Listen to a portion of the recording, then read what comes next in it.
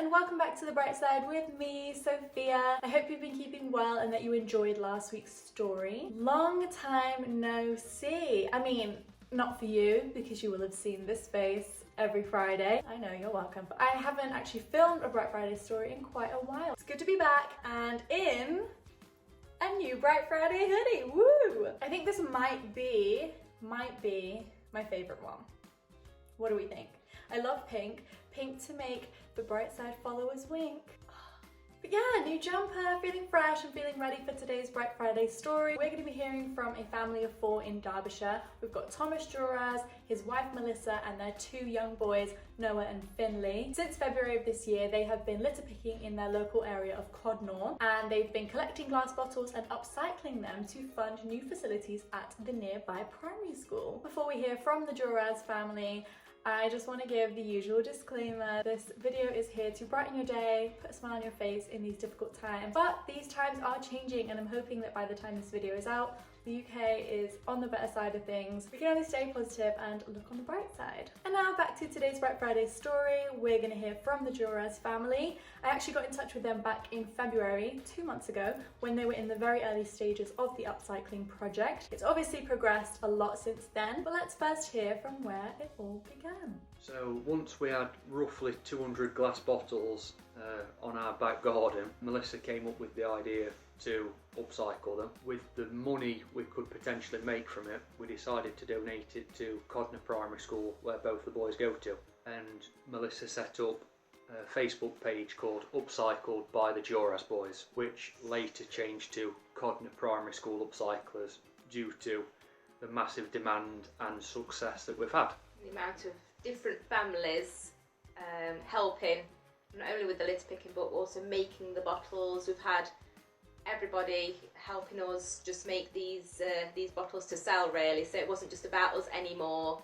It was all the community really helping. Initially, within the first week of setting up the page, the boys did 20 bottles between them, which we sold, and we made £130 within about 5 days or so. The slight problem was we was homeschooling as well, and it was just too much for the boys to do and too much for Melissa to do and myself. So we ended up with so much help from local families who go to the school and local people who live close by as well. By the second week, we'd gone from doing £130 in the first week to £580. But again, that's due to all the help from everybody. And then by the next Thursday, we was up to £1,280, which is a lot of money to a small primary school. We've also had lots of help from local businesses that are stocking our products. So we've got about 6 or 7 shops in Codnor that are selling the products for us.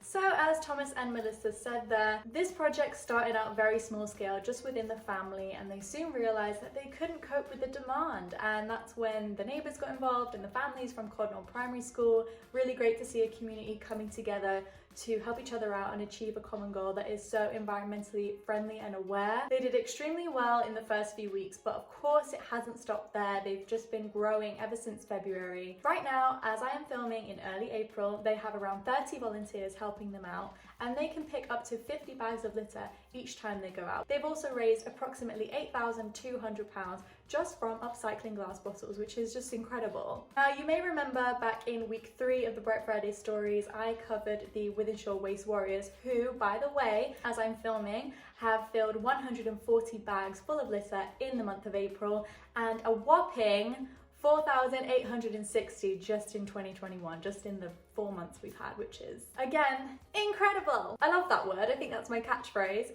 Incredible or amazing. Now, during that week when I went to do some litter picking of my own, I remember noticing a lot of strange items that definitely should not have been in the middle of a park, and I'm not the only one. 10-year-old Noah and 7-year-old Finley also noticed a lot of strange items during their litter picks. Right then, boys, what strange items can you think of that we have found recently over the last couple of 3 weeks? We found a TV. Yep. We found a microwave. A fire extinguisher. Barbed wire. A kitchen sink. Tyres. Another kitchen sink. Another kitchen sink. We found a shopping trolley. And a bra. Which the kids found amusing. No, I didn't, obviously. But Finley did. Isn't it mad what you can find on daily walks in the middle of parks that just should not be there? Now, after talking to the Jorasz family, I went online and did a little bit of research because I wanted to find out about the average rates of decomposition for different materials. I found that on average, paper and card can take between 2 to 6 weeks to decompose.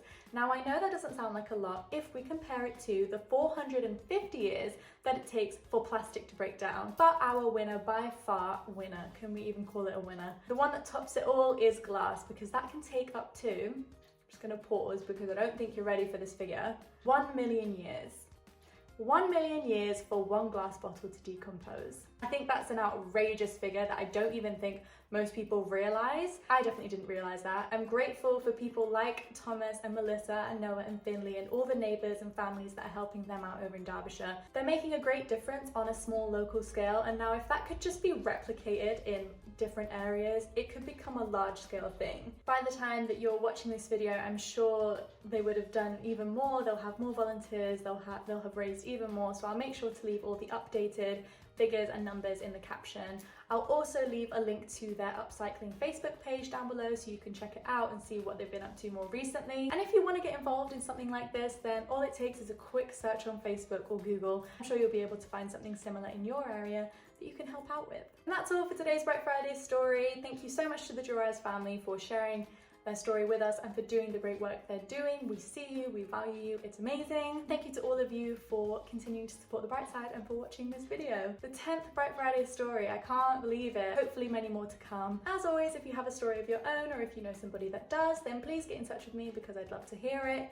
You can email me at thebrightsideuk21@gmail.com, or you can get in touch with me on any of my socials, which I'll leave in the caption, or you can simply go to the Instagram highlights called Get In Touch, tap through and figure out all the ways that you can share your story with me. Check back in on Monday to find out what the next Bright Friday story is going to be, but until then, stay safe and have a bright day.